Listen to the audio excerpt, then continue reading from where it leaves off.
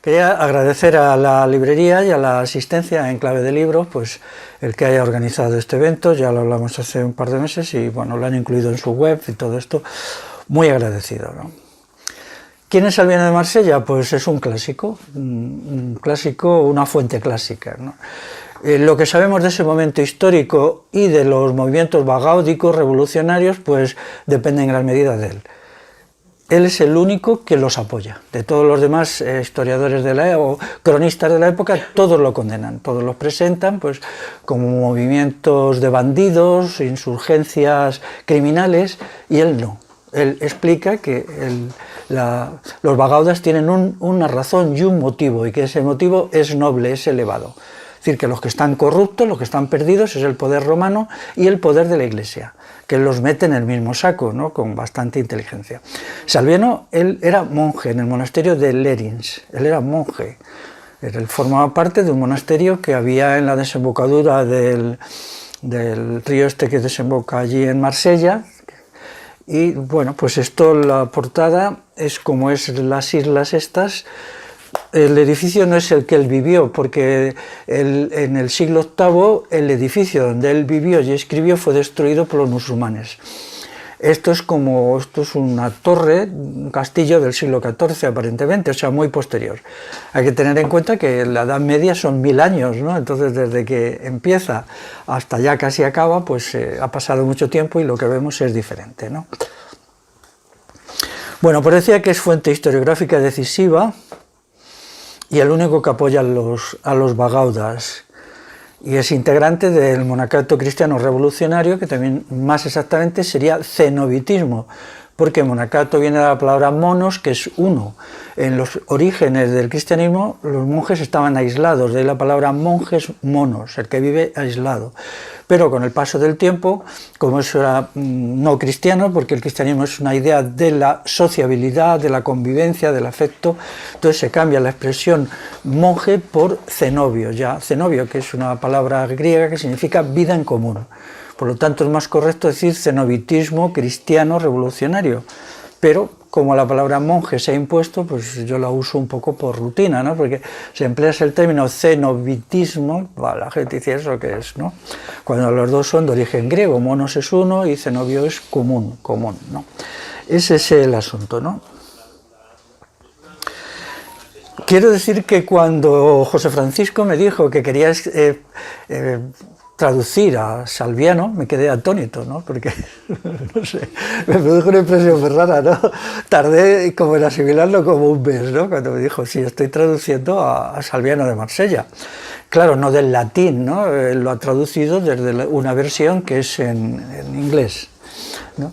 Yo lo había leído en una versión bilingüe latín-francés, lo había leído hace mucho tiempo, y luego había leído muchos comentarios. Es decir, hay muchos autores, aquí hay varios, que dedican a hacer geografía de este autor.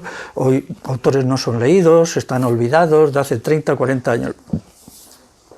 Entonces, pues, claro, dije, ¿de verdad? Y bueno, pues sí, cuando ella me dijo, sí, ya lo vamos a editar, haz una presentación, que es la mía, ¿no? Pues todo eso para mí fue muy sorprendente, ¿no? Porque, bueno, pues eso significa que daros cuenta porque en 1500 años nunca han encontrado el momento de ver el texto suyo pasarlo al castellano, o alguna de otras lenguas, por ejemplo el catalán tampoco, no, que yo sepa no está.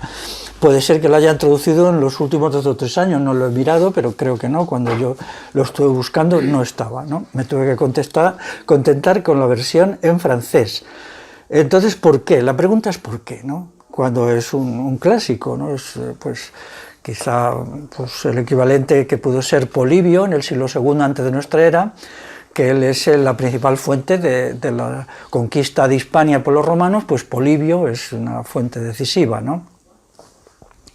La razón es su naturaleza revolucionaria, ¿no? Aquí parece que escocía mucho su crítica a la Iglesia y su crítica al Estado, ¿no? Presenta al Estado romano ya en plena descomposición como un compendio de maldad e inmoralidad, todo el rato, ¿no?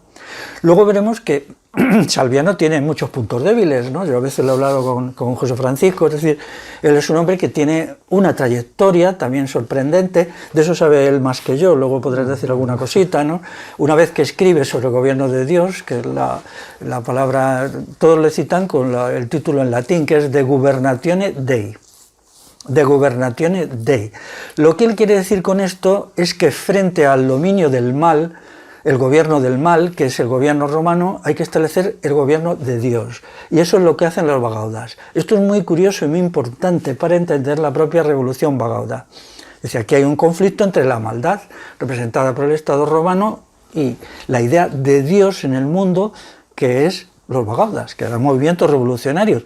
Él perfectamente sabía que había habido una guerra civil con episodios verdaderamente violentos, como la toma de Tarazona, un pueblo de la provincia de Zaragoza, por los bagaudas, que acabó con la muerte de toda la guarnición visigoda, que eran los federados de los romanos, o sea, los mercenarios de los romanos. Los romanos ya no estaban en condiciones de levantar tropas por su propia decadencia, entonces pagaban a los mercenarios visigodos para que les defendieran. Pero también muere, esto es muy importante, el obispo de Tarazona. Esto es un detalle importantísimo que hay que tener en cuenta. Eso significa que había un conflicto muy fuerte entre la iglesia oficial y el monacato, ¿no? Que estaban cada uno en bandos opuestos respecto a la crisis que estaba allí, ¿no? Esto también nos lleva a algo que poco a poco está saliendo a la luz, que es la fuerte influencia del cristianismo revolucionario en los movimientos bagáudicos. Esto se ha ocultado, pero bueno, por ejemplo, San Martín, el santo cristiano, el que reparte la capa con un pobre, él está considerado como un héroe bagauda. Es decir, alguien que combatió no en la bagauda hispana, que es la de aquí, sino en las bagaudas de las Galias. En las Galias, en lo que hoy es Francia, hubo dos movimientos bagáudicos. De tal manera que la palabra bagauda, ciertos historiadores la usan como sinónimo de rebelde, de revolucionario. O sea, entonces se dice la bagauda gala, o sea, como si dijéramos la insurrección en las Galias.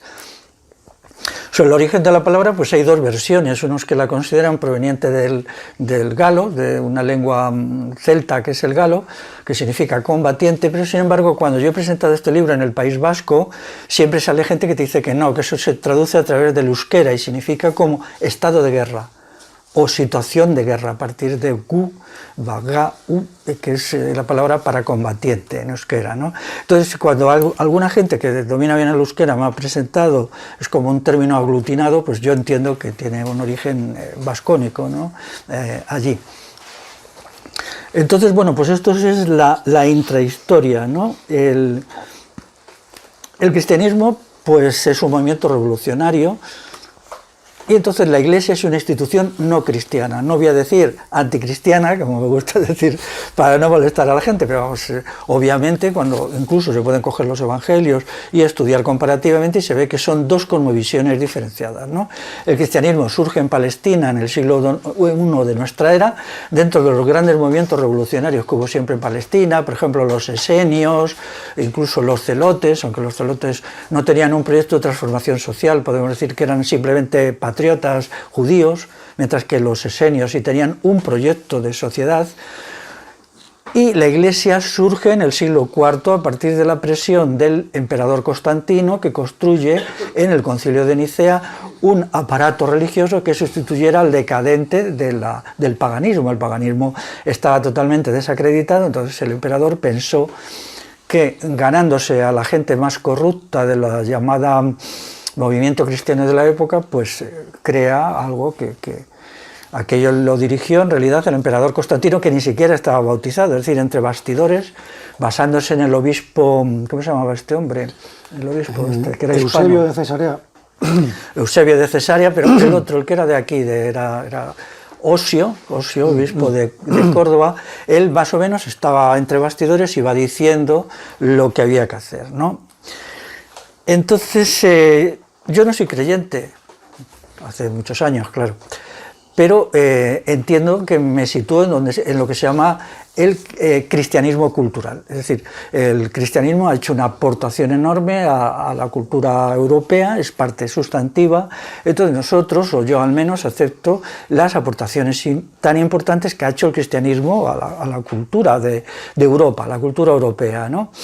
Pero claro, esto me separa radicalmente de la Iglesia. La Iglesia pues, es una institución en primer lugar jerárquica que acepta las instituciones del Estado. Por ejemplo, eso es muy distinto. Cuando los cristianos del siglo I y II jamás aceptaban esto. Por ejemplo, un cristiano del siglo II no podía incorporarse al ejército romano, no podía o no debía pagar impuestos, no podía ir a los tribunales. Es decir, las fraternidades cristianas vivían al margen de las instituciones estatales al 100%. Eso fue el motivo de las persecuciones, y no la bobadita que cuentan los historiadores de que era porque no querían rendir culto al emperador echando unos granitos de alguna hierba olorosa en un pebetero para rendir culto al emperador, ¿no? Había un conflicto abierto muy importante que venía de lo que había sucedido en Palestina, ¿no? Que en Palestina pues toda la figura del cristianismo allí pues es un conflicto abierto, ¿no? con el mundo romano. No estoy de acuerdo tampoco con los que dicen que Cristo, que yo durante mucho tiempo pensé que no había tenido existencia real, es decir, que no había habido una persona a la que puedan llamarse Cristo o Jesucristo o Jesús. No podían llamarle Cristo porque es una palabra griega, o sea, tenían que llamarle de otra manera, vamos a llamarle Jesús, ¿no? Para no hacernos mucho lío. Cristo es muy tardío eso. Pero no había existido nadie que se le pudiera calificar de esa manera, es decir, no había habido nadie, sino que había sido como una construcción para personalizar el ideario cristiano en alguien y hacerlo más asequible. Pero últimamente, con algunas lecturas, algún libro muy reciente de investigación que me ha pasado José Francisco, que está más al tanto que yo de estas cosas, he llegado a la conclusión que sí, efectivamente existió una persona que se llamó Jesús, o Cristo, o como sea, Jesús de Nazaret.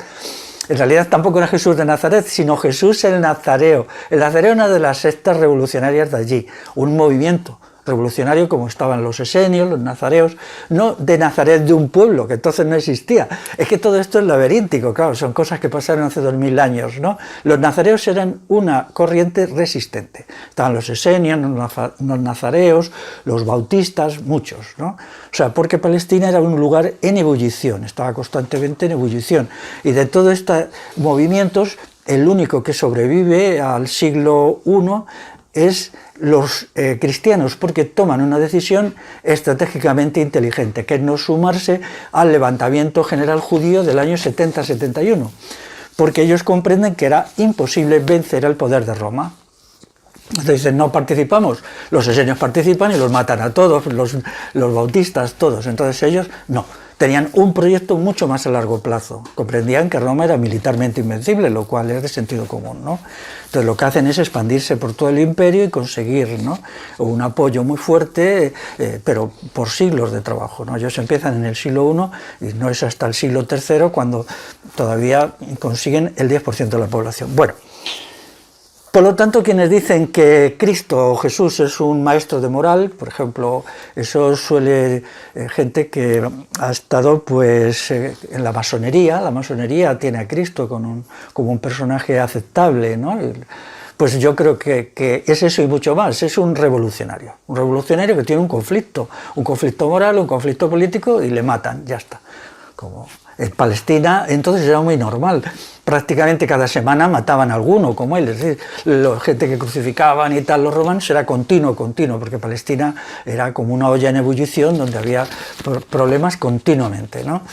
Cuando se estudia la historia de ese momento, pues es importante, ¿no? Y se ve que en una sociedad que estaba en un estado de guerra civil latente, cualquier movimiento tenía que ir armado. Entonces, cuando se han demostrado que el movimiento cristiano iba armado, eran gente que llevaban espadas, pues era de sentido común. Si no ibas armado, duraba 24 horas, ¿no? Porque allí había un montón de gente que te quería matar, unos por un lado, otros por otro, los romanos, los defensores de los romanos, bueno, aquello era un lío tremendo, ¿no?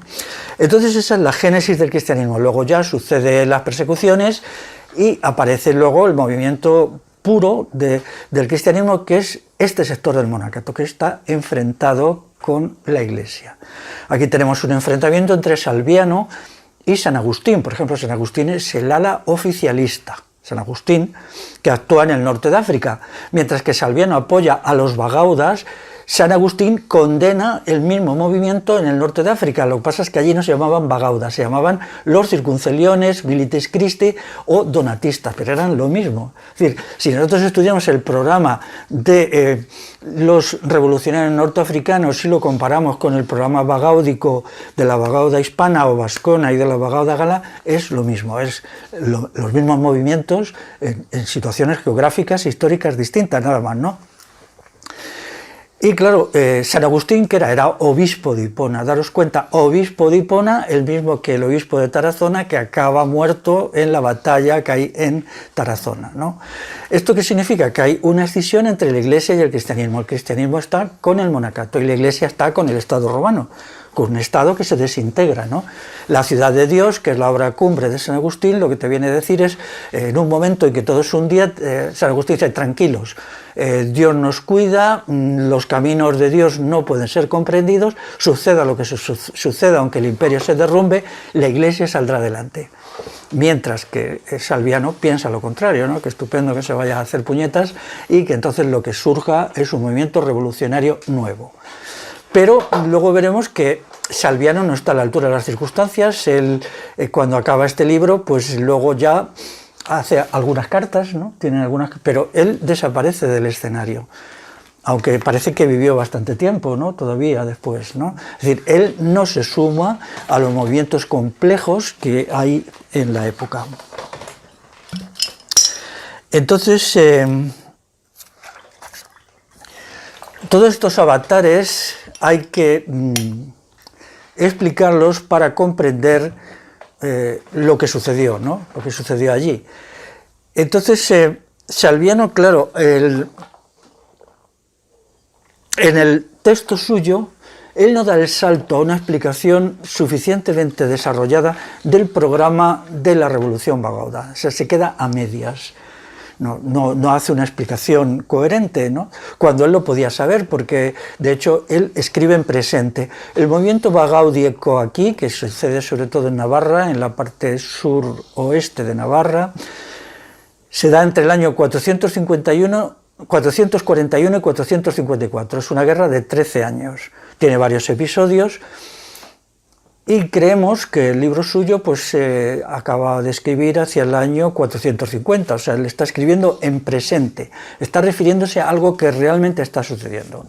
Europa entonces tenía un nivel de comunicación muy bueno, es decir, él desde Marsella podía saber lo que pasaba en los Pirineos, que es el teatro de operaciones, quizá en una semana, ¿no? La idea que tenemos de que en el mundo antiguo las noticias circulaban muy despacio no es verdad. Eso, es decir, era muy fácil, un barco podía llegar de Marsella, por ejemplo, a Tarragona en 2 días y de Tarragona subir por el Ebro en 5 días, es decir, en 10 días él podía saber lo que estaba pasando en el teatro de operaciones. Y entonces Europa era un espacio en ebullición de ideas, de argumentos, que es muy contrario de la versión que nos dan como esa sociedad muerta. Sabemos que esto no es así porque todos los monasterios, que eran pequeñas entidades, tenían su escritorium, que era una librería y una biblioteca. Entonces había miles de monasterios y cada uno tenía textos de todo, y la gente pues viajaba, se presentaba en un monasterio a lo mejor con un caballo y decía: yo aquí traigo 15 pergaminos, traigo los pergaminos, por ejemplo, de Tito Livio, y todo esto la gente lo leía, es decir, había mucha ebullición y aparte la cultura oral, ¿no? Daros cuenta que el movimiento bagaúdico es una amalgama de ideologías complejas. En primer lugar, tenemos, para el caso de los vascones, su propia cultura, que no había sido destruida por el mundo romano. En segundo lugar, el cristianismo. En tercer lugar, yo entiendo que les influyó mucho la ideología de los cínicos, la filosofía de los cínicos, que era muy importante también en el cristianismo. Por ejemplo, todo esto de si tienes riqueza, dale a los pobres y tal, eso es de la filosofía cínica 100%, eso es perfectamente de los cínicos, ¿no? Hay un libro que va estudiando los evangelios y explicándote cuáles son las partes que ellos han tomado de los filósofos cínicos y de un sector de los filósofos estoicos también, ¿no? La noción, por ejemplo, del sufrimiento, del dolor, de la muerte, todo eso está cogido de lo mejor de la filosofía estoica. Entonces esa amalgama es lo que va a permitir la resurrección de Europa. Era un cadáver putrefacto, el mundo romano se había hundido y aquello pues era horrible, ¿no? Pero en la base popular había movimientos muy esperanzadores. ¿Cuáles eran los núcleos revolucionarios? Yo entiendo los monasterios. No sé si será casual o no, pero en los mismos lugares donde tiene lugar el empujón bagáudico aquí, pues hay una gran concentración de monasterios trogloditas. Por ejemplo, en el sur de Álava hay un pueblo que se llama Laño, donde hay toda una carretera, yo he ido varias veces, entonces ves a un lado y a otro los espacios que eran cuevas trabajadas. Yo he visitado 30, 40 quizá, hay gente que me ha dicho que puede haber hasta 100, ¿no? Aquello es muy impresionante, ¿no? Es muy impresionante, lo que hoy queda son simplemente cuevas tan grandes como estos, se ven los picos y tal, ¿no? Luego pues hay en otros sitios de Navarra y tal. Eso es justo el espacio, porque ya toca en el norte con Navarra y tal, donde hay el proceso insurreccional. Lo que sabemos de los bagaudas, pues solo es lo que nos cuentan sus enemigos, salvo Salviano. Ellos no escribieron nada, no hay nada. ¿Puede haber algún documento escrito por ellos? Yo tengo mis dudas, puede ser. Daros cuenta que la Alta Edad Media está sometida a una censura total. Es decir, los documentos de la Alta Edad Media no son fácilmente circulables. Esto ya lo dijo un historiador medieval muy importante como Sánchez Albornoz, que él decía: cuando yo voy al archivo principal de la Catedral de Oviedo y pido documentos tales y cuales, todos son pegas. Y eso a don Claudio, que era el mejor medievalista que había habido aquí, incluso a día de hoy, ¿no? Luego hay otro historiador inglés que dice: el día que se pongan sobre la mesa para que se pueda estudiar la documentación que se conserva en la Catedral de Oviedo, en la Catedral de Toledo y en la Catedral de Cuenca, dice, puede ser que nuestra interpretación de la Alta Edad Media cambie radicalmente. Bueno, pues que llegue ese día, ¿no? Pero podemos reconstruir el movimiento bagáudico a partir de lo que sus enemigos dicen de ellos, ¿no? También es muy llamativo que el único autor que los defiende no se ha traducido. Y aquí cuesta, por ejemplo, es prácticamente imposible coger un texto católico ortodoxo que le cite. O sea, lo que se ha hecho es pues, el silencio, que es a veces más eficaz que la crítica, porque la crítica siempre suscita interés, mientras que el silencio, pues como si no existiera, ¿no? Le convierten en un no existente. Bueno, había un problema incorporado, que es, si eso es así, ¿de dónde surge el comunal?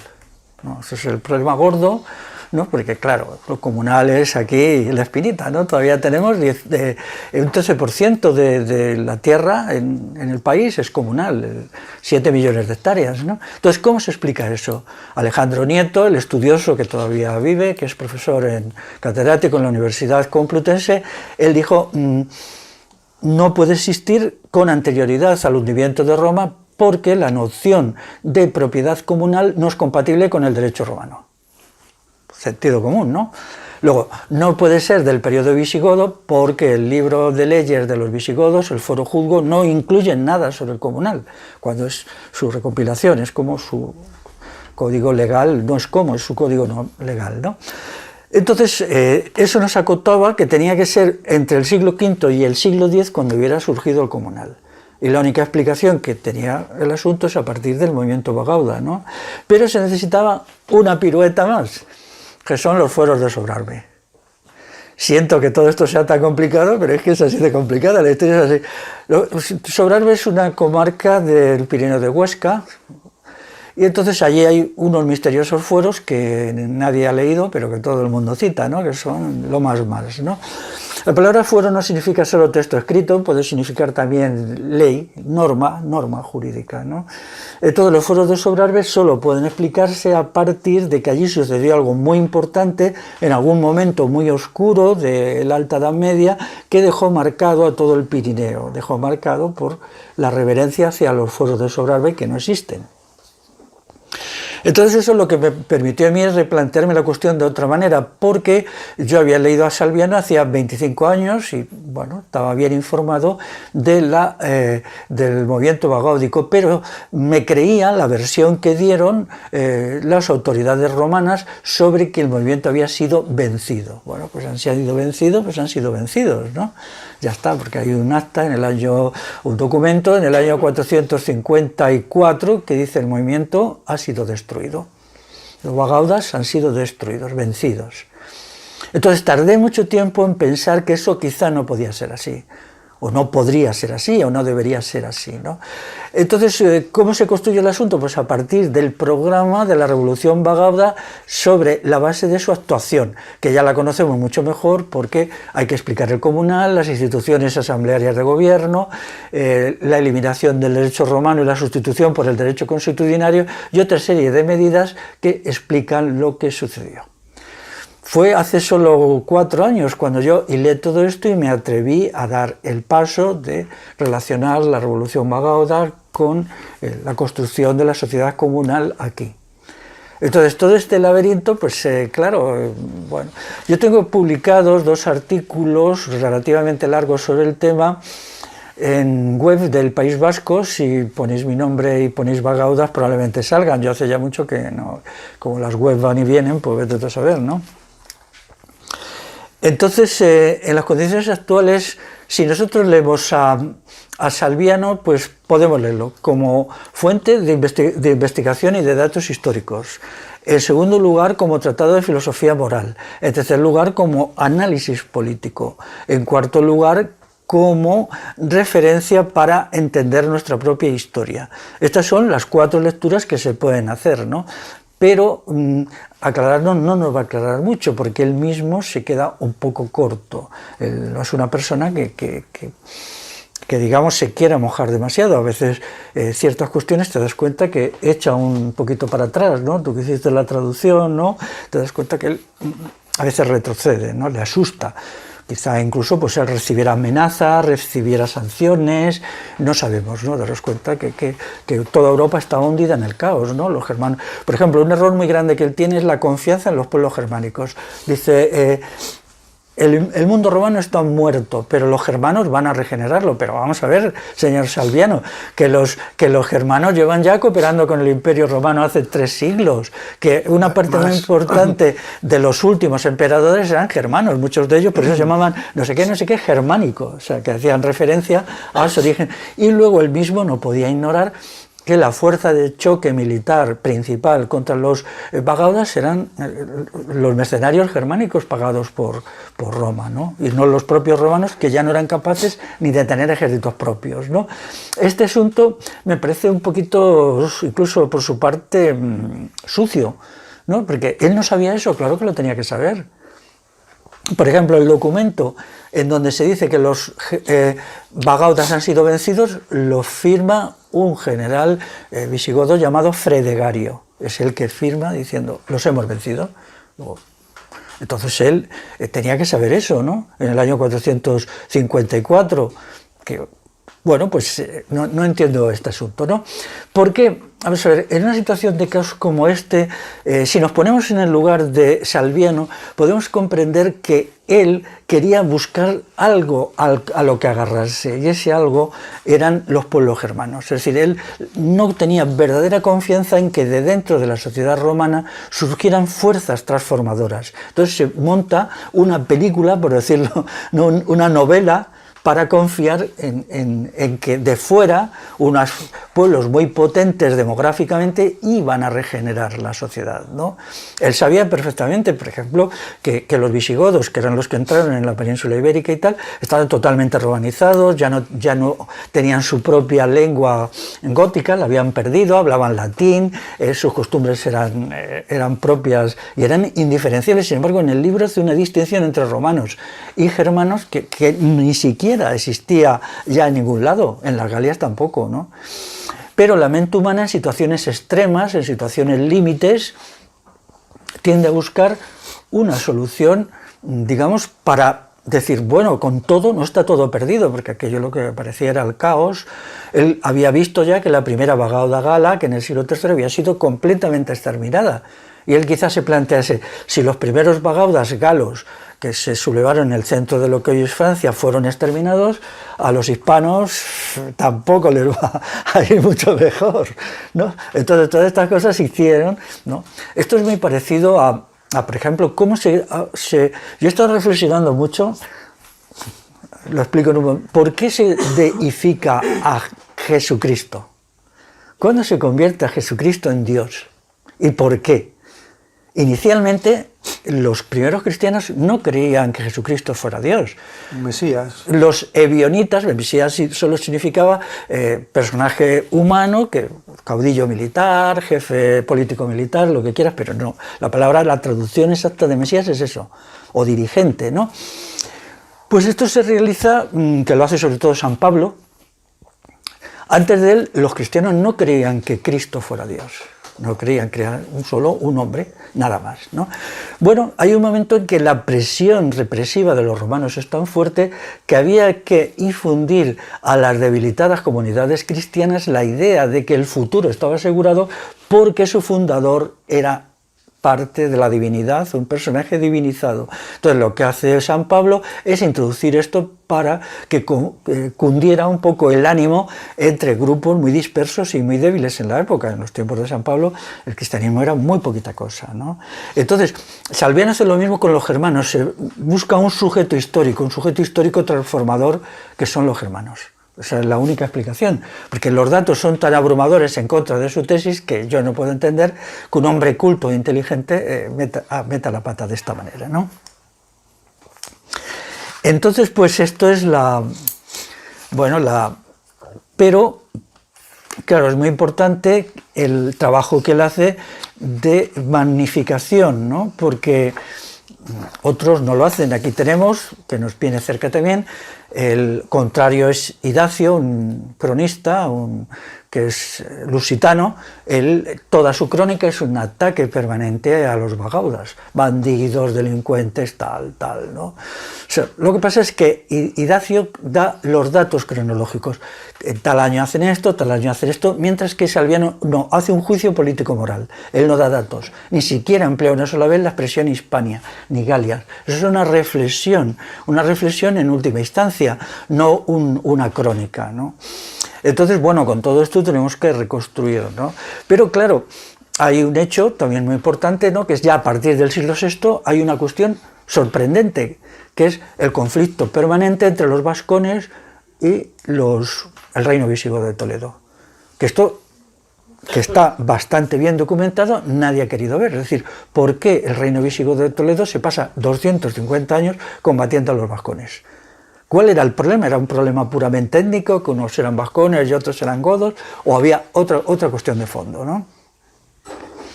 Esto sí, porque en las actas de los concilios de Toledo, que se conservan y están muy bien traducidas al castellano desde el latín, aparece siempre guerras contra los vascones, continuamente, prácticamente cada verano se hacían expediciones, ¿no? Y en algunos momentos el reino visigodo se ve agobiado porque no puede. No, entonces, ¿qué eran lo que tenían los vascones que les hacían invencibles? Es decir, es invencible porque así aparece, ¿no? Porque claro, entonces esta cuestión tiene que ser explicada. Los visigodos eran una gente militarmente temible, ellos habían destruido a los suevos, que otro pueblo germánico que se apoderó del tercio oeste de la península ibérica. Dicen que el reino de Galicia proviene de los suevos, yo quiero creer que no, porque me caen muy simpáticos los gallegos y los suevos eran unos bellacos.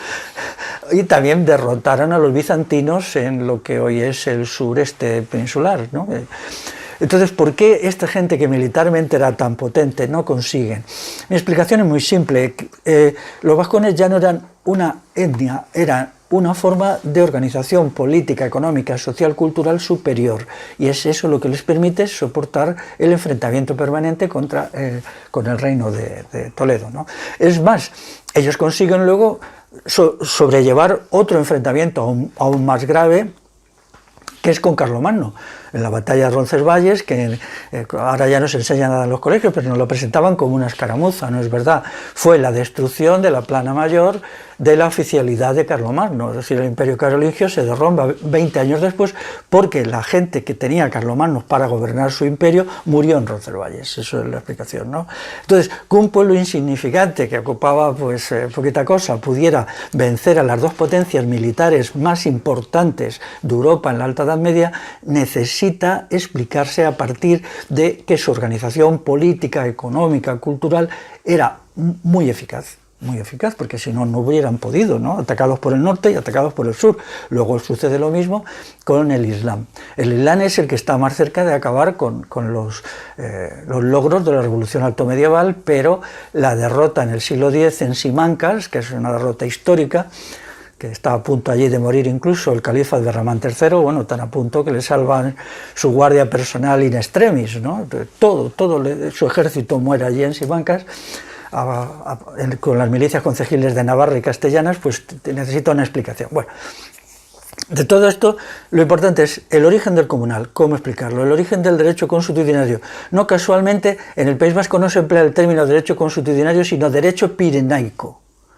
O sea, en euskera no se dice derecho consuetudinario, nunca, se dice derecho pirenaico. Eso nos remite a algo que sucedió en los Pirineos, cuando el País Vasco actual tiene territorios muy alejados de los Pirineos, por ejemplo, el mismo sur de Navarra, incluso climáticamente muy poquito tiene que ver Tudela, por ejemplo, con la Navarra pirenaica, ¿no? Y todo esto son los avatares, ¿no? Los avatares. Hay gente que ha cogido el libro pensando que aquí se iba a enterar pues, de pe a pa de todas las idas y venidas, de los bagaudas, lo que hacen, lo que hacían y tal. Y no es así. Lo siento, pero yo a veces cuando voy por ahí lo pongo en la mesa. Hace poco que estuve en un pueblo de Guipúzcoa, pues llegó uno y lo cogió. Digo, un momento, yo te quiero declarar una cosa, que lo que tú estás buscando no. Ahora, sin embargo, como se ha creado en Barcelona una editorial que se llama Bagauda, vamos a sacar un texto, vamos a hacer una cronología bien hecha para que se entienda esto, y vamos a intentar que esto se comprenda bien, ¿no? Se comprenda bien, explicando la cronología a partir de la crónica de Idacio, que ahí sí nos lo permite, ¿no? Porque todo esto es realmente muy enrevesado, ¿no? Lo que he explicado, estoy seguro que la cabeza ¿no? A mí me he tardado muchísimo tiempo. Yo leí a Salviano, pues puede ser que haga ya 30 años, ¿no? Lo leí, lo releí en francés, saqué conclusiones, luego leí los comentaristas de aquí, que había algunos bastante buenos, sobre todo gente de los años 60, 70, historiadores, ¿no? Pero en el País Vasco, por ejemplo, en Navarra está totalmente olvidada. Hay una historia de Navarra que solo le dedica 2 líneas a los bagaudas. 2 líneas, nada más. Una cosa que pasó que no tiene importancia, ¿no? Y entonces, y allí no se valora, ha sido a partir, sobre todo, de algunos actos que hemos hecho que ahora ya sí. Ahora, el otro día, en una cosa que se hizo allí en Bilbao, me impresionó mucho que hubo gente que hablaba de los bagaudas en el debate como si fueran sus primos, ¿no? Resultaba ya que era poco menos, que de un momento a otro les íbamos a ver entrar por la puerta, ¿no? En un escenario que podían ser 70 personas, ¿no? Bueno, bien, pues si esa es la obra que hemos hecho, pues estupendo, ¿no? Ya los consideran de la familia, se han enterado que existen, ¿no? Pero, bueno... Claro, yo tengo curiosidad por ver cuál va a ser la réplica del academicismo. El academicismo no puede admitir esto y tendrá que replicar, ¿no? Porque hasta ahora la estrategia ha sido el silencio, no existe Salviano. Ahora ya, en la medida en que vamos consiguiendo que el asunto sea conocido, tienen que replicar, ¿no? Entonces quiero saberlo porque la lucha ya hay que llevarla al terreno del comunal. ¿La sociedad comunal de dónde sale?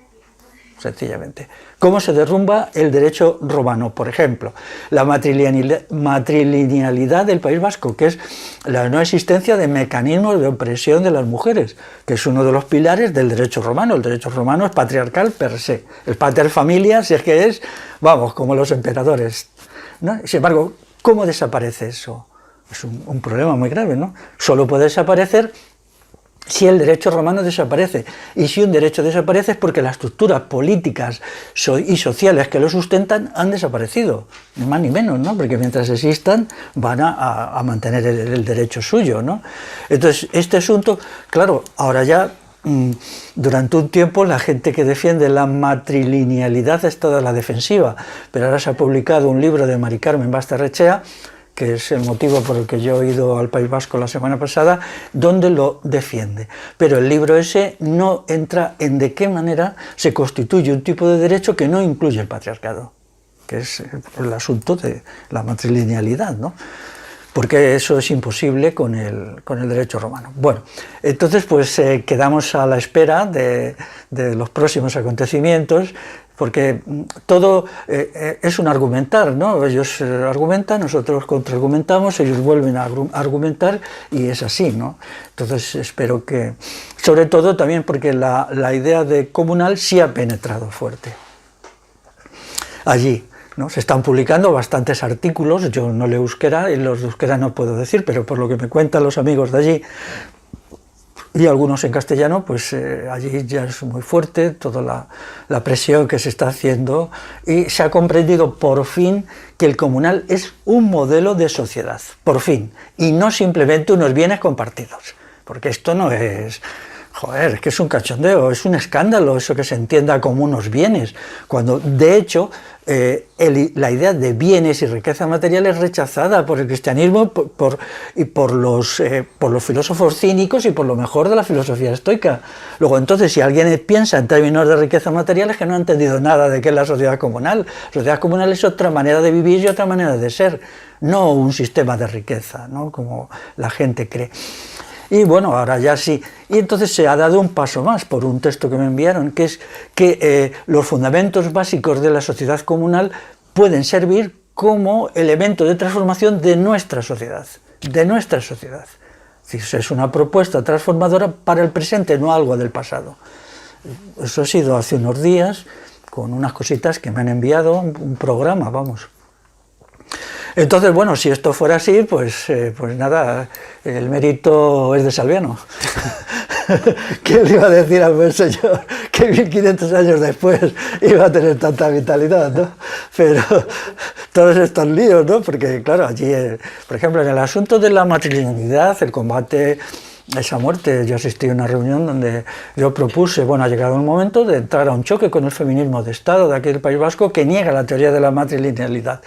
Y bueno, la gente que allí participó, pues le da un poco de vértigo eso, ¿no? Tienen, bueno, pues, quizá a mí se me va a veces un poco la cabeza y siempre quiero ir al choque, pero lo cierto y verdadero es que de eso se trata, ni más ni menos, ¿no? Pero bueno, si no esta vez lo han aceptado, seguro que la próxima vez lo aceptarán. O sea, solo es cuestión de tiempo.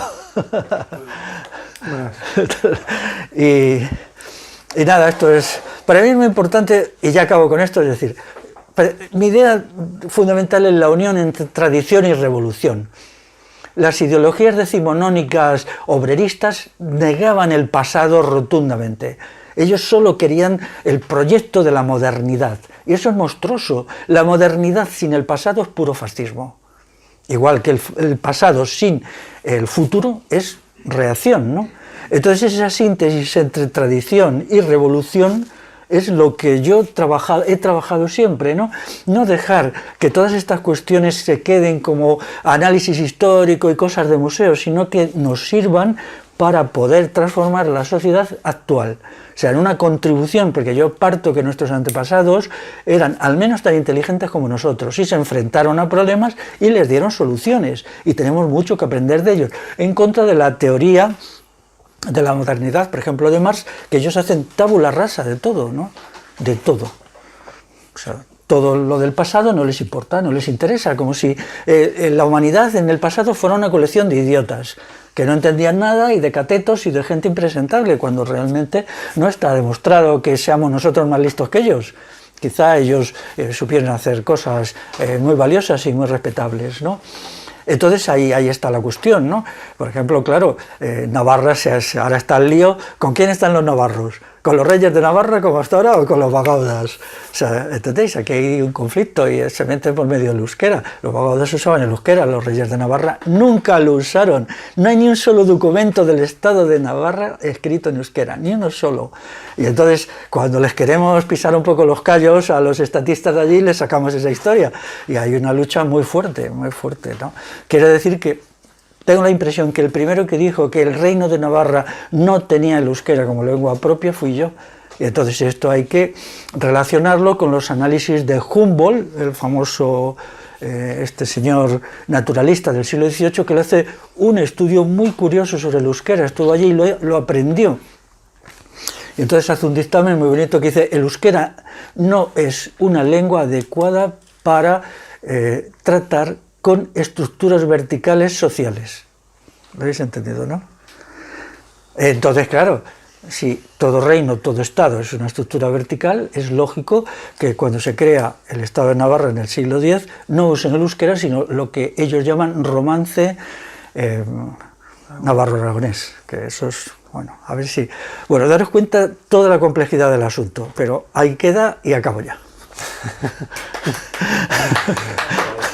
Bueno, ahora si os parece, antes de hacer preguntas sobre lo que ha hablado Félix, guardároslas, no mucho, porque mi intervención va a intentar ser breve, y ya luego nos podéis hacer tanto preguntas a él o a mí de su intervención y de lo que hable yo ahora. Como ha hablado Félix, pues ha hablado sobre De Salviano y su obra del siglo V, que sobre el 2013-2014, hace ya casi 10 años, fue cuando contacté a Félix, porque yo se lo había escuchado, lo conocí a través de él, a Salviano, y fue cuando la importancia que le daba histórica, a mí siempre me ha interesado la historia y me sigue encantando, y claro, descubrirlo y que su obra tan importante históricamente, que no estuviera en castellano, me parecía increíble. Entonces dije, bueno, yo en esa época vivía en Inglaterra, viví trabajando de camarero y sobre todo de eso y otras cosas, y dije, bueno, ya que controlo el inglés, el latín muy poco, entonces me dije, hay varios textos en inglés, alguna una traducción buena, que fue de una estadounidense, la que utilicé yo, y pues me puse a ello. Luego también utilicé el francés, porque algo de francés sé, no mucho, pero obviamente menos que el inglés. Y luego sí que sobre temas importantes cogí una versión en latín original y cosas que me interesó buscar para cerciorarme de que la traducción, los traductores se habían sido más o menos fieles al original, pues también le di un repaso con una versión en latín. Entonces de ahí viene. Los textos, la mayoría se pueden encontrar también en mi blog, que es con mi nombre entero, José Francisco Escribano Maenza, en WordPress. Ahí se puede encontrar la mayoría de los materiales de Salviano, igual que también del libro que os voy a hablar ahora, de Vida Comunal y Transformación, la Comunidad Integral Revolucionaria. Ese es mi segundo libro, o mi primero que he escrito yo, porque el de Salviano simplemente es la traducción que ha hablado Félix, y un prólogo que le hicimos, un prólogo y un anexo, ¿no? que hicimos entre los dos. Y en este primer libro mío, que también partes también de Félix, el prefacio, que lo hicimos entre los dos en colaboración, pues este libro es más propositivo, y como decía Félix, si este es un libro histórico que podemos aprender y coger conocimientos, inspirarnos, este segundo, el que escribimos, pues es más propositivo, ¿no? de cómo podemos cambiar las cosas, cómo podemos construir un cambio, una nueva forma de ser, una nueva forma de pensar, una nueva forma de estar en el mundo, de estar con nuestros iguales y de plantear también ese combate que comentaba Félix. Así que, como digo, está ahí en mi blog casi todo colgado. Luego ya os comento también, porque como tengo tengo un canal de YouTube, que también en mi blog se encuentran algunos vídeos hablando sobre el libro de Salviano, también con Félix, una presentación, y sobre el libro de comunidad. Entonces, para no hacerlo repetitivo, voy a intentar hacerlo un poco más, hablar un poco de otras cosas. Entonces, estoy trabajando en otra traducción. Esta vez no es de un libro antiguo, un clásico como el de Salviano. Este es sobre las milicias concejiles, que son de la Edad Media, ¿no? que se crean, es verdad que se crean, las milicias en sí son más bien de la Edad Media central, y cuando comentaba Félix, a partir de la Revolución Bagauda, y tenía esa parte cristiana del monacato revolucionario, de la parte de monacato revolucionario, porque había también un monacato oficial y un monacato reaccionario, que San Agustín también estuvo ahí metido,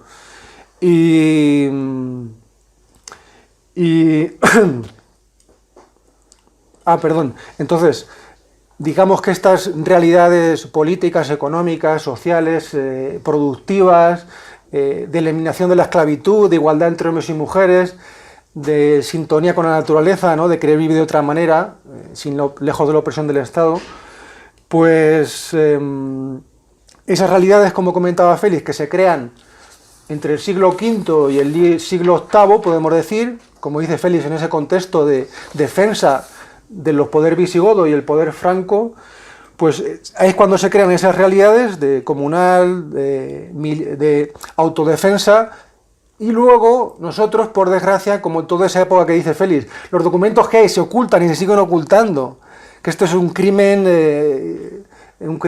a la historia, a la verdad, al conocimiento, a todo, y que lo siguen haciendo las instituciones y seguramente con la connivencia de las universidades y de todo el mundo, porque lo tienen que saber, que estos documentos se ocultan y no nos dejan a la gente, a la gente que nos preocupamos por los temas históricos, no nos dejan acceder a ellos. Pero es verdad que hay pocos, es cierto que hay pocos. La mayoría de documentos es verdad que son a partir del siglo XI. Entonces el libro que estoy traduciendo de las milicias, el autor vino a España, estuvo bastantes años en España, él es estadounidense, yo le pedí permiso para la traducción, me la ha concedido el permiso para hacer la traducción, yo creo que el libro lo escribió sobre los años 90, y él estuvo en todos los archivos de Salamanca, de Toledo, estuvo en todos los archivos, y él dice exactamente que las milicias concejiles podemos hablar que existen ya a partir del siglo XI. ¿Por qué? Porque en el siglo X prácticamente no hay documentos, y anteriormente pues menos aún. Y los únicos que hay son todos de los reyes y crónicas reales y de las élites, y son muy pocas. Y los documentos islámicos también, pues sobre todo tratan sobre de ellos mismos, ¿no? Y casi no hablan de lo que sucedía ahí en Baskonia, pero que no eran solo los vascones, también eran los astures y los cántabros. Eran astures y cántabros, eran esas tres etnias, o no, esas tres gentes, que también tuvo que ser gran parte de los celtíberos, ¿no? Que Félix también los ha estudiado mucho, las que crearon esa nueva sociedad, ¿no? Que se unieron y en parte con esas raíces suyas también prerromanas. Pues nada, con eso estoy trabajando, el libro de las milicias, en esa traducción. Espero que esté pronto, pero bueno, esto siempre, los que no nos dedicamos a esto profesionalmente, pues obviamente vamos trabajando y haciendo las cosas como podemos. Y luego quería también comentar que vamos a sacar también con Félix nuevamente, parece que estamos condenados a trabajar juntos y a entendernos. Vamos a sacar ya en las próximas semanas un libro sobre el conspiracionismo, y que está ya, le hemos enviado imprenta y está trabajándose en ello, y lo firmamos entre los dos porque Félix tiene un texto, el mío es un poco más extenso, pero son dos textos con un prologuito muy breve, y en las próximas semanas lo sacaremos. Y nada, luego también quería comentar brevemente, porque mi cuñado, y ya también lo comento, como el vídeo también se va a grabar y espero que lo vean millones de personas, quizás si no millones, cientos de miles, obviamente estoy siendo sarcástico, pero espero que lo vean por lo menos unos cuantos miles, eso sí es realista, porque algunos vídeos de Félix de hecho tienen decenas de miles. Pues me lo recomendó mi cuñado, sabiendo que iba a venir ya hace un mes o así en esta charla. Y mi cuñado, digamos, que es un neorrural. Él se crió aquí en Madrid, de hecho, su padre también, o sea que es algo poco habitual que su padre naciera aquí y él también naciera aquí, y mi mujer, y se fue al campo porque dejó la universidad porque quería realmente vivir de otra manera. Entonces se estuvo en proyectos de agricultura, de autoconsumo, y también para producción ecológica y cercano. Y tiene un proyecto que lo sigue llevando, se llama Los Esquimos, y todos los interesados que pueden interesarse, todos los que quieran consumir y también aprender de huerta, etcétera, pues en el sur de Madrid, en Perales de Tajuña, allí está, ¿no? Los Esquimos, si lo buscas en internet, tiene una página web. Y él me recomendó este libro, que también lo tienen aquí en esta librería, de hecho, porque ya lo busqué también y me informé que también lo venden, que se llama Ensayos de Agitación Rural, y me dijo, oye, léetalo, échale un vistazo, porque también tiene bastante conexión con lo que vas a hablar tú, con el libro mío de comunidades revolucionarias, ¿no? La perspectiva que le doy. Y bueno, pues le eché un vistazo, ¿no? Y bueno, ahí tiene cosas interesantes, son como 12 o 13 textos de distintas personas, Unos son de gente que vive neorural, que vive y lleva bastantes años viviendo en el campo, en pueblos bastante aislados. Otros no, otros son de gente urbana, pero que sí tiene conexión, ya ha estado o viviendo en el campo o ha estado en proyectos con conexión. Y porque este libro se hizo a partir de unas jornadas, creo que se llamaban igual, jornadas de agitación rural o de repoblación, rehabilitar el campo vaciado, no es el subtítulo. Entonces, quería comentar también, porque una de las cosas que me ha sorprendido mucho es de cómo también utilizaban muchos conceptos de lo que hemos estado hablando aquí, que Félix ha hablado, y, por ejemplo, como comunal, bienes comunales, milicias concejiles, concejo, democracia asamblearia, etcétera, que son, y realmente casi los ha popularizado Félix y muchos los ha introducido Félix, pero nunca le citan, ¿no? Eso me ha sorprendido mucho porque nunca le citan.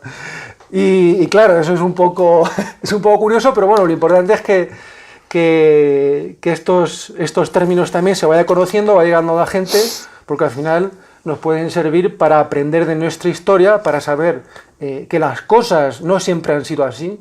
Las sociedades no siempre han sido con unos ejércitos enormes, con unos poderes económicos, políticos tremendos, con unas estructuras jerárquicas de dominación increíbles, sino que ha habido otras formas de vivir, otras formas de ser, otras formas de pensar, y esto está bien, ¿no? Y por suerte, pues aquí algunos de los autores del libro lo cita.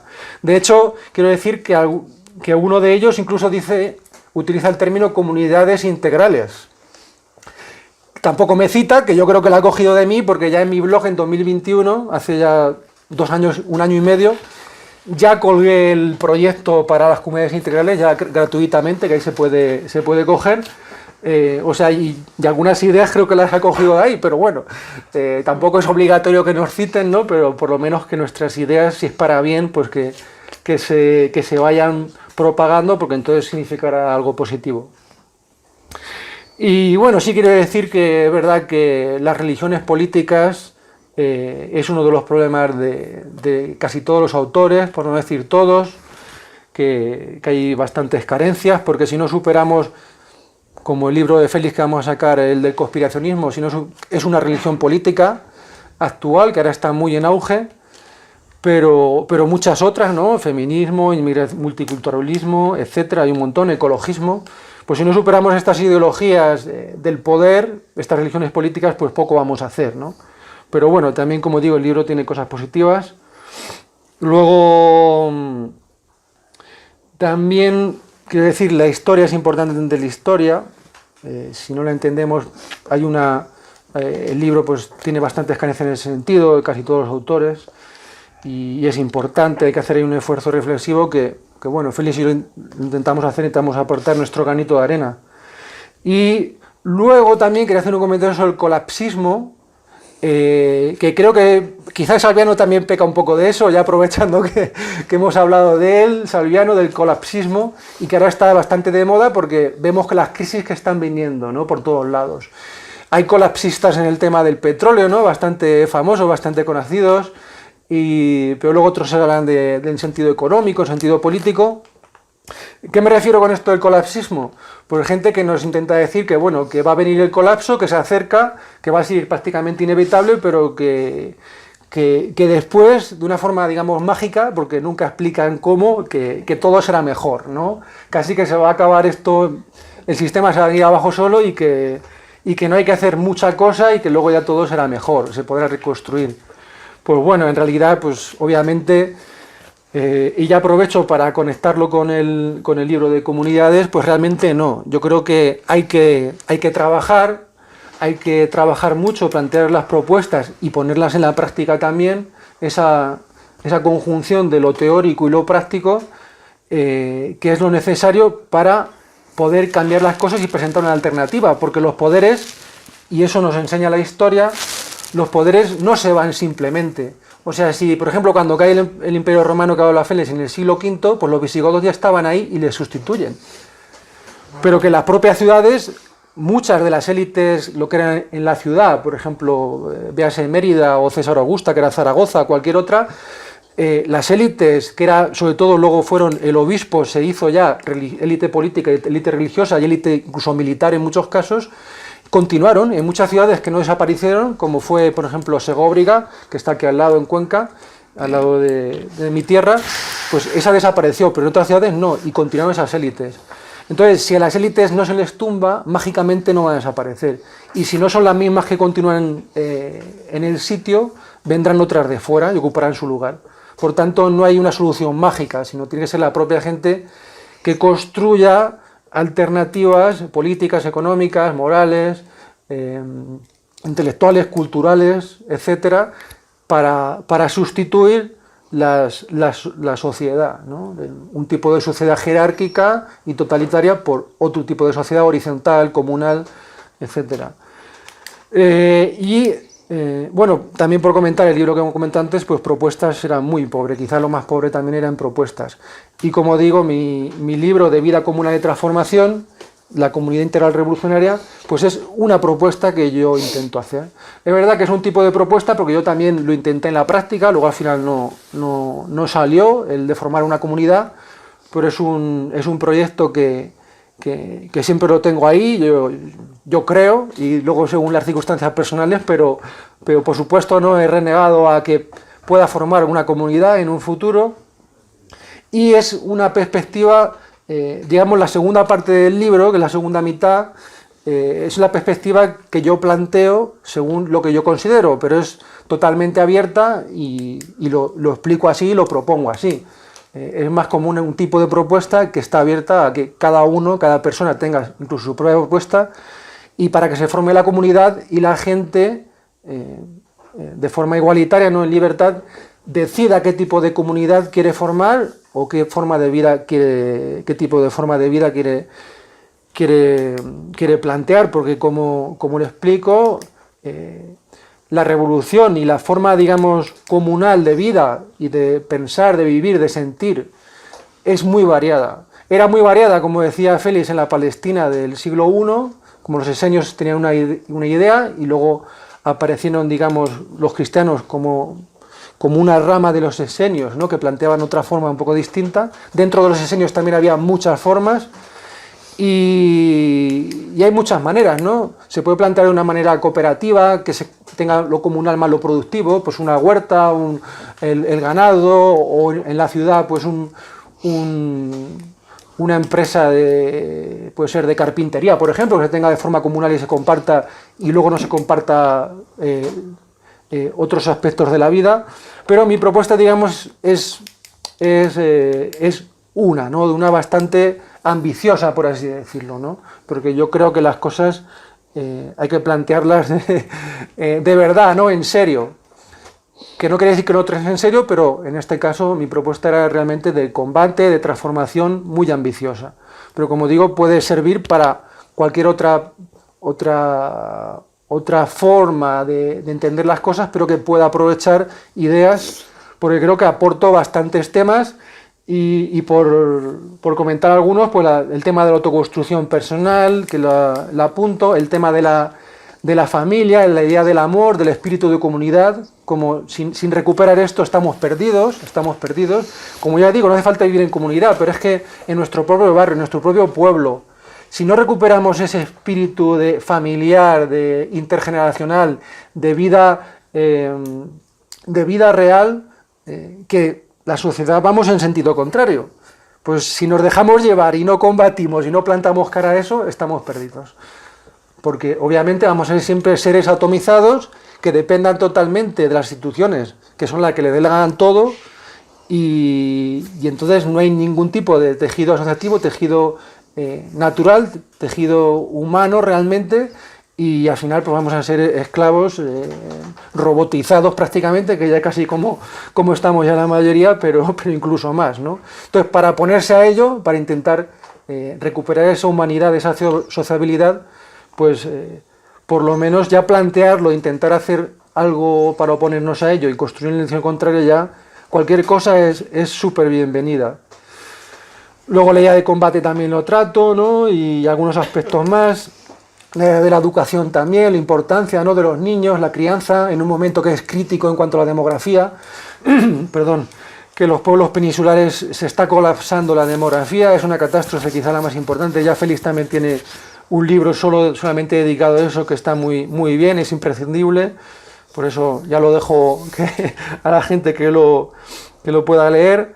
Y también el tema de los ancianos y de los cuidados también de la gente mayor, ¿no? Por eso decía la intergeneracionalidad, porque muchas veces, ya digo, muchos de estos proyectos, que ahora hablaré un poco de la primera parte del libro, pero muchos de estos proyectos pues no se lo plantean, pues no solo gente joven, que se va normalmente al campo, en sentido no rural, y se van gente jóvenes, a veces parejas, a veces ya individualmente, cada vez menos familias, por desgracia, y viven en una burbuja, ¿no? Porque no tienen ninguna relación, están unos años y luego ya se queman y se van, porque obviamente no es una comunidad real.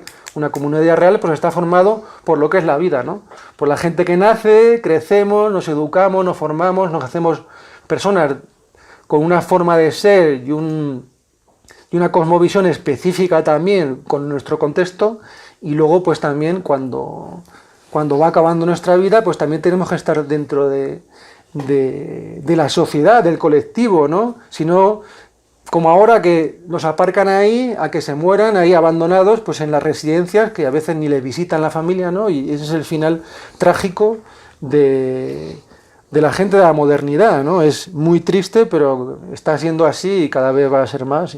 Y bueno, yo por lo menos sí que llamo la atención de esto y planteo que en la comunidad que yo formaría, por ejemplo, esto tendría que tratarse. Sobre todo hablando de cada uno de los padres, de los progenitores de nuestros, ¿no? Que de alguna forma habría que atender esa cuestión cuando fuera necesaria. Y bueno, eso como comento, la segunda parte del libro, que es la propuesta, como digo, muy abierta y muy orientativa, no definitiva. Y luego la primera parte es más histórica, que es casi un tercio del libro, un poco más, estudia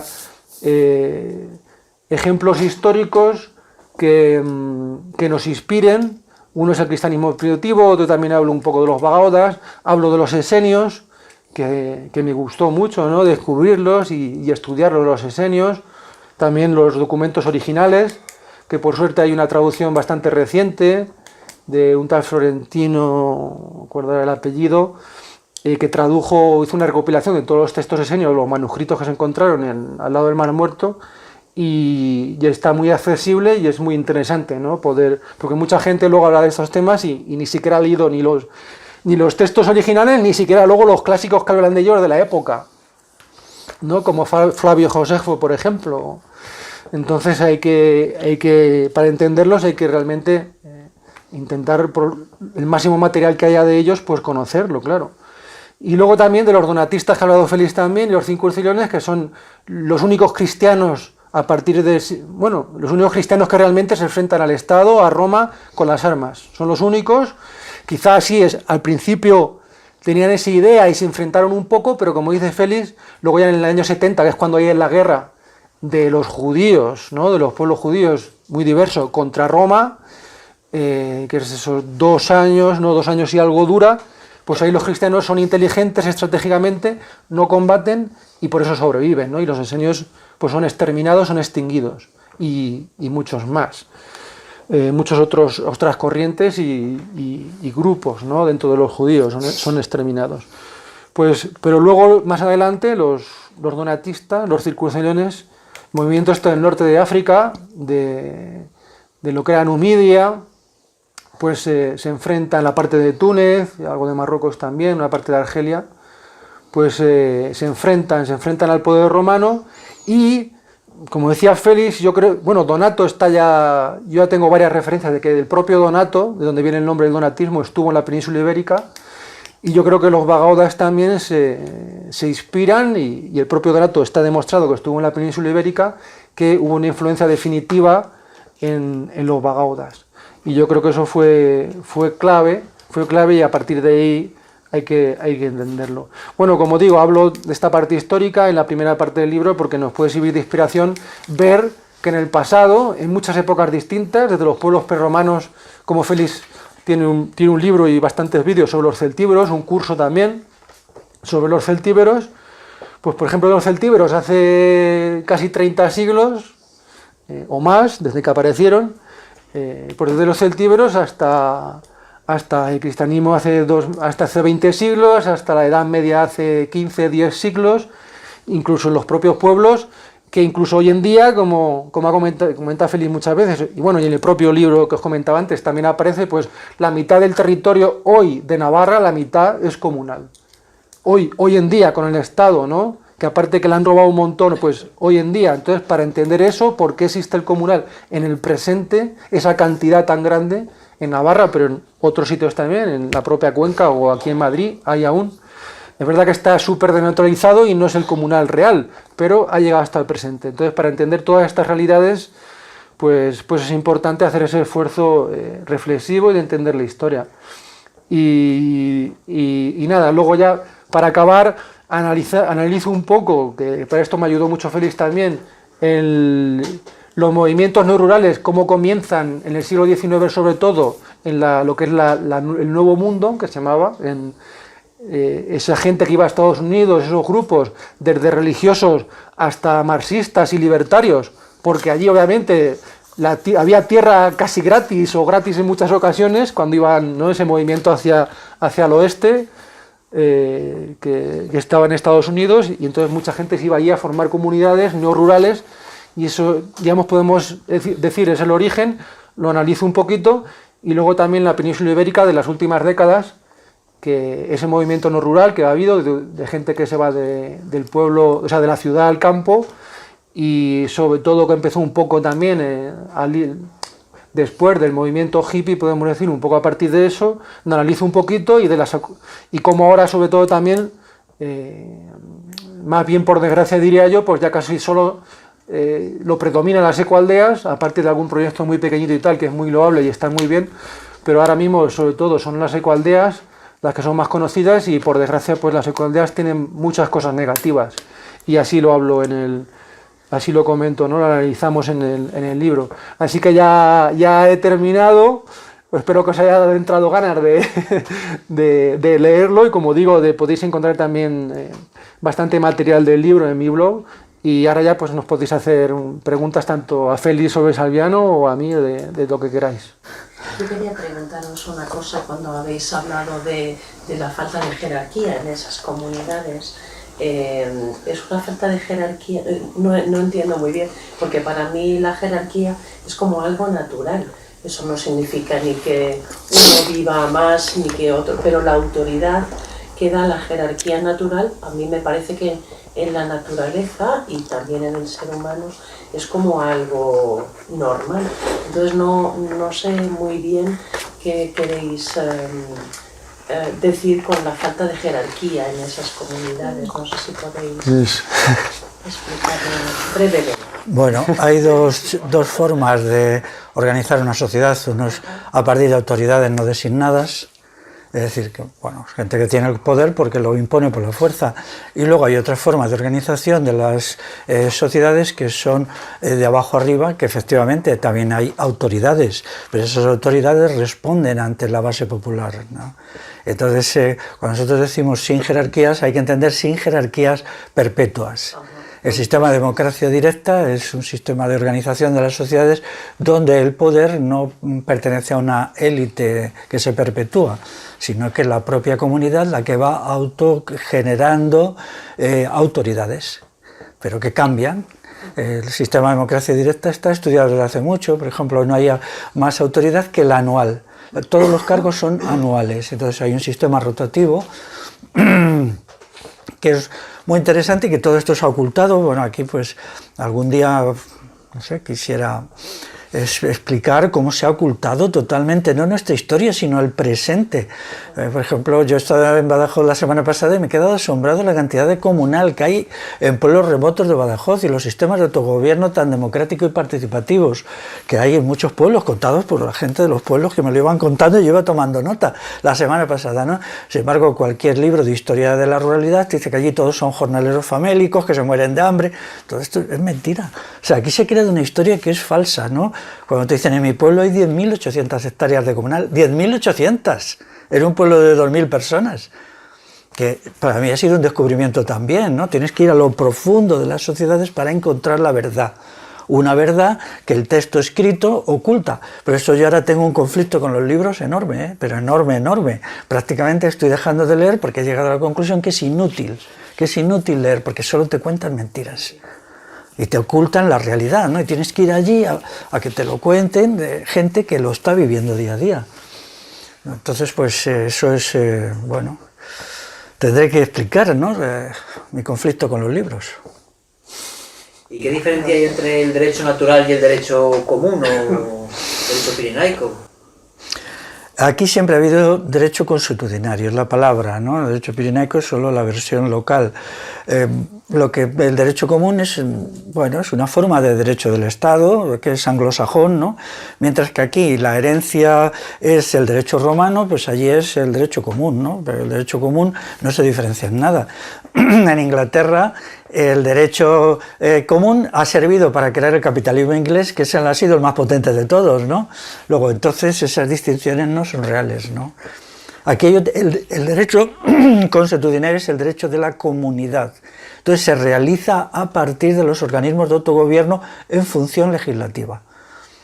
Bueno, tengo un libro por ahí que se llama Derecho consuetudinario y democracia directa, un libro pequeñito donde intento explicarlo. Libros sobre derecho consuetudinario hay muchísimos publicados, pero muchos. Yo tengo mi lista de 15 o 20 desde hace 150 años. O sea, no esperéis que eso penetre lo más mínimo en el mundo académico. Incluso en Internet podéis encontrar la compilación de derecho consuetudinario asturiano. Está allí en PDF, lo podéis consultar, ¿no? O sea que... ¿El próximo año ya lo van a dar en la universidad? Sí, pues bueno, se ha producido aquí una manipulación tal que es de escándalo, ¿no? Ahora, quiero decir que las cuestiones no están tan mal. Cuando José Francisco dijo que él iba a editar, que pagó la edición, hay que decirlo todo, ¿no? Porque, bueno, pues yo dije, bien, pues venderemos una al año, ¿no? Porque ¿quién va a querer esto? Y ha sido para mí una gran sorpresa que se ha vendido muchísimo más y se ha distribuido muchísimo más de lo que yo esperaba. Como 20 o 30 veces más, porque dije, bueno, es un capricho positivo de José Francisco, que yo admiro, pero nunca se me habría ocurrido a mí hacerlo, ¿eh? También porque yo no tengo recursos económicos, pero luego resulta que sí se ha leído, y de vez en cuando, pues, gente lo lee y, bueno, pues... Pero bien, hay un problema, que es el aparato de propaganda. Ya todo es propaganda, todo, no solamente la propaganda comercial, sino todo. Yo he venido de mi viaje a Extremadura, que era un viaje para actividades de forestación, bellotas y tal, verdaderamente indignado, ¿no? Hasta tal punto que ahora me estoy pensando cómo devolverles la pelota, es decir, a ver, todos los que han mentido, todos los que nos han explicado mal las cosas, ellos no sabían que en tal pueblo había esto, no lo sabían. Toda esta izquierda de los jornaleros famélicos y todas las chorradas que ellos han contado, ¿no? Entonces, ¿qué ha pasado? ¿Quién ha inventado esas historietas? Que han sido el alimento de la radicalidad desde hace 100 años. Y luego resulta que yo mismo no me esperaba encontrar eso, sabía que había algo respecto a la vida comunitaria, los sistemas de autogobierno, bueno, cuestiones incluso... Cuando yo explico, ¿pero vuestro comunal funciona económicamente? Sí, estupendamente, funciona estupendamente. Y dices, joder, vaya bola que nos han pegado, ¿no? Y esto es un sitio como, bueno, el Badajoz más profundo, ¿no? El del sur de la provincia, que es, dicen, el más pobre y tal, ¿no? Bueno, pues te encuentras estas cosas que yo estoy acostumbrado, pero nunca te acostumbras. Por lo tanto, lo que hay que hacer para mí es una revisión de la sabiduría académica, que está podrida, totalmente podrida, que no es más que propaganda política de la peor, ocultación de los hechos, inventarse historietas que luego se te desmoronan, ¿no? Cuando vas allá a la realidad, ¿no? Ha sido todo un deseo de construir un relato desde el siglo XIX y a partir de la prepa para hacernos aquí a todos constitucionalistas y creer en que no hay otra cosa más, ¿no? Yo quería escuchar, voy a hacer una lista de preguntas en la que queráis, porque me ha interesado mucho el comentario que habéis hecho sobre los aspectos negativos de Salviano. Sabemos también los positivos, si no, pues tendremos que profundizar en el libro, que es verdad que no es fácil de leer, por tanto, eso está en nuestra mano. Luego otra es que tiene que ver, también me parece interesante eso que citaba Félix, como nombrar a Jesús por parte de la Iglesia como Hijo de Dios, como estrategia también para disuadir una acción más, tal vez más impulsiva o más potente, y desde la resistencia. Y luego también esa cosmovisión que tal vez arraiga con los bagaudas, ese derecho pirinaico, porque sí que lo localizas en esa parte vascona, o esa cosmovisión se extiende como una forma de ser, como estás generando una genealogía, que yo también tengo interés en que hagáis esa, porque va a ser muy interesante, ¿no?, para poder trazar esa línea. Entonces eso, hay una serie de, hay como unos siglos por ahí ¿qué sucede? O sea, bajan pobladores de esas zonas a poblar la península ibérica, cuando poco a poco ya se va ganando ciertas batallas, como puede ser la de Simancas. Porque esa es otra pregunta. Has dicho, cuando tú, José, has nombrado el libro de las milicias concejiles, este señor, que ahora nos dirás el nombre, este señor dice que es a partir del siglo XI, y sin embargo la batalla de Simancas es anterior, que tenemos pendiente eso, pero que también está de nuestra mano hacer una charla para reivindicar ese momento como un hito histórico de la cristiandad y de las milicias concejiles, ¿verdad? Mira, te digo una cosa, el libro que él está traduciendo, el autor es James Powell. James F. Powell. Sí. Powell. Bueno, pues este libro, que se refiere todo al caso de lo que llaman España, es de hace 30 años. Nadie lo ha traducido. Es increíble, ¿no? Cuando te traducen cualquier estupidez, ¿no? Y el libro está bien documentado, su enfoque es equivocado, él no entiende bien las cosas. Yo ahora se me ha olvidado el inglés, pero en tiempo lo leí un poquito en inglés, y realmente pues los que mejor han estudiado este asunto son las discípulas en femenino de Sánchez Albornoz. Son un conjunto de mujeres que por algún motivo se dedican a este tema y fueron publicando cosas en los años 60 y 70 del siglo pasado. Pero luego eso se pierde, no hay una continuación, ¿no? Entonces, claro, nuestra historia ha sido falseada completamente, y cuando algunos...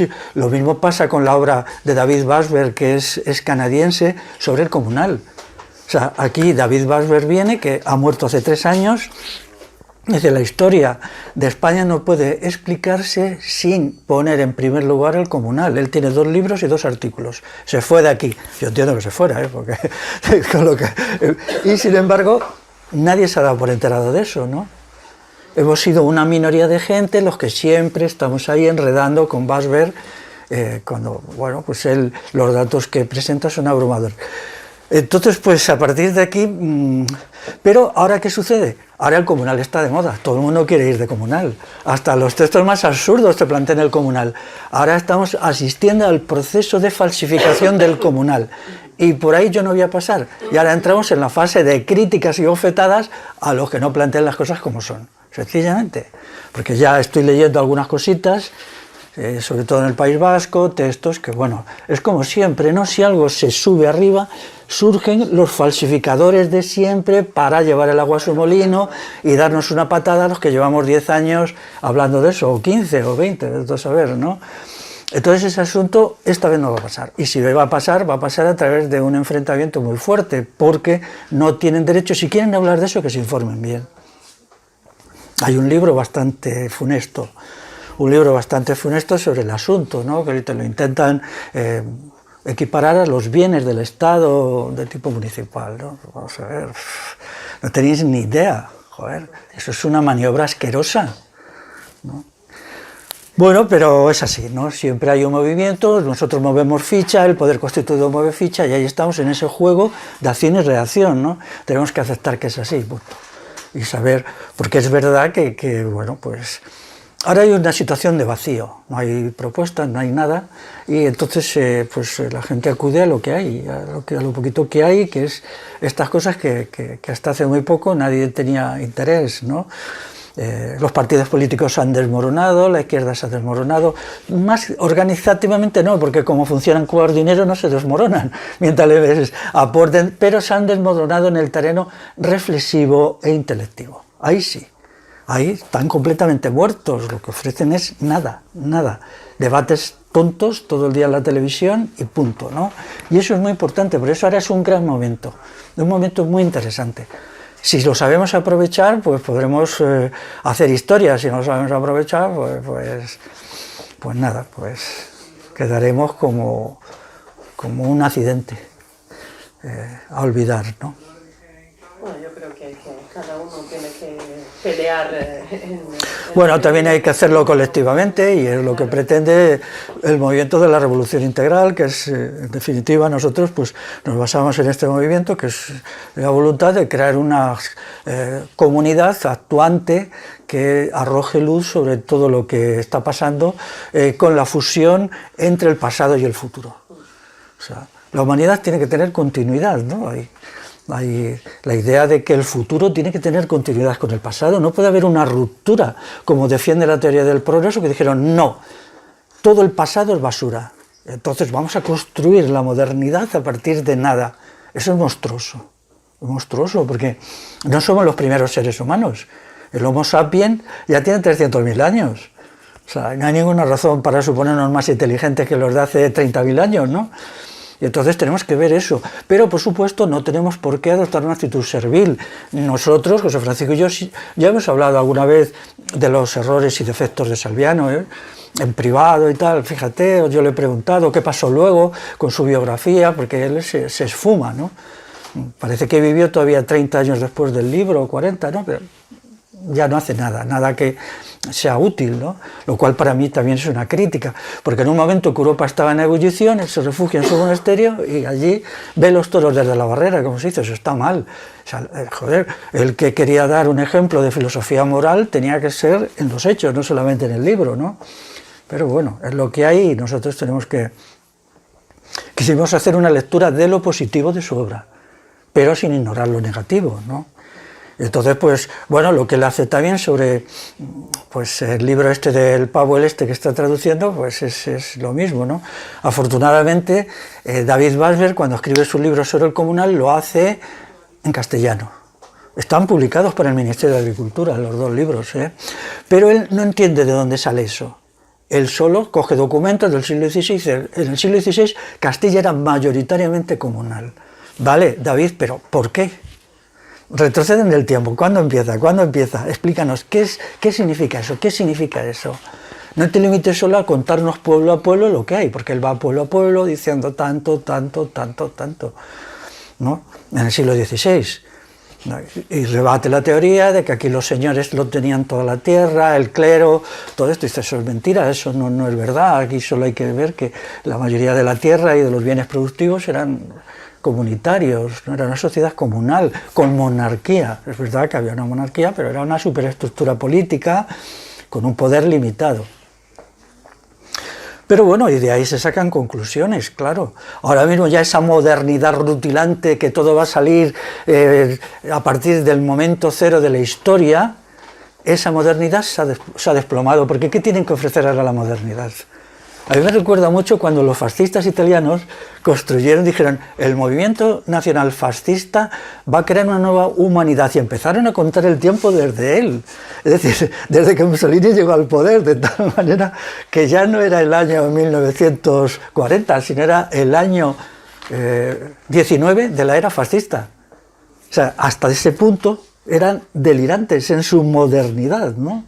Cuando realmente señor Benito, que antes que tú, por suerte ha habido mucha más gente, ¿no? Y ellos, pero es que los otros hicieron lo mismo, ¿no? No se atrevieron, la revolución bolchevique, a hacer lo mismo, es decir, vamos a contar el tiempo desde 1917, pero bueno, es solo una diferencia de detalle, ¿no? Y entonces no se pueden aprender las lecciones de la historia tan importantes del pasado, claro. También existe el riesgo que nos quedemos atrapados en el pasado y no avancemos hacia el presente y el futuro, pero yo creo que ese riesgo ahora no existe, porque, bueno, pues ahora los problemas actuales son tan acuciantes que no nos queda más remedio que entrar en ellos. Yo rápidamente, por un comentario de lo que ha dicho Félix de que asumía el coste del libro de Salviano, de la publicación, que en realidad, por ejemplo, tanto el otro libro, el libro de la comunidad, o el libro ahora mismo que estamos haciendo, el conspiracionismo, etcétera, que por 300 euros, por así decirlo, más o menos aproximadamente, se pueden imprimir 100 ejemplares hay muchas empresas en internet que lo hacen y que también te da para pagarle a alguien si necesitas que te haga una portada o algo así, o sea que es muy baratito y se puede autopublicar cualquier cosa. Como digo, 200, 300 euros más o menos, ¿eh? Nada más que eso. ¿Por qué digo esto? Porque lo que sí llevó trabajo fue una cantidad, no voy a decir infinita, pero vamos, inmensa de horas que le dediqué, porque sobre todo como yo no soy profesional, no soy académico, pues mi nivel para realizar las correcciones pues era bastante limitado. Ahora por suerte ya pues he leído bastante más, he escrito más, he seguido haciendo correcciones y voy mejorando poco a poco, pero en aquella época pues yo era súper limitado y le tuve que dedicar muchísimas horas y aún así pues tiene sus defectos. Eso, así ya pido disculpas porque es verdad que hay que ser autocrítico. Pero lo que digo, que la gente se anime, sobre todo incluso más la gente joven, a lanzarse, porque sobre todo es un tema de esfuerzo y de ganas y de querer hacer cosas, porque luego el coste económico de esto no es tanto, como digo, de publicar un libro o publicar texto o hacer un blog prácticamente es gratuito. Ahora mismo los blogs son gratuitos, o sea que la gente se anime a hacer vídeos, hacer un vídeo, cualquier gente hace, en vez de hacerlo de TikTok, de hacer cosas haciendo boberías, pues no, vamos a hacer cosas aportando, ¿no?, a la sociedad, ¿no?, incluso de temas de autosuficiencia, que pueden ser incluso prácticos, ¿no?, que nos ayuden. Y también cito el Bosquejo, que prácticamente hicimos 20 y pico programas, incluso hay gente presente que participó, entre ellos Félix, y que prácticamente no nos costó nada, ¿no? Hicimos 20 y pico programas durante medio año y creo que aportamos bastante. Y eso lo hicimos por la voluntad de gente de queremos aportar, queríamos hacer debates abiertos, proponer temas para intentar remover conciencia y hacer cosas. Así que por eso, sobre todo a la gente joven que nos esté viendo por aquí, por desgracia no hay muchos jóvenes, hoy ha venido al acto, pero espero que os animéis, hagáis cosas, porque todo es cosas de esfuerzo. O sea, luego al final lo que es, te buscan las mañas para que sea casi gratis o con muy poco coste. Así que animaos a hacer cosas.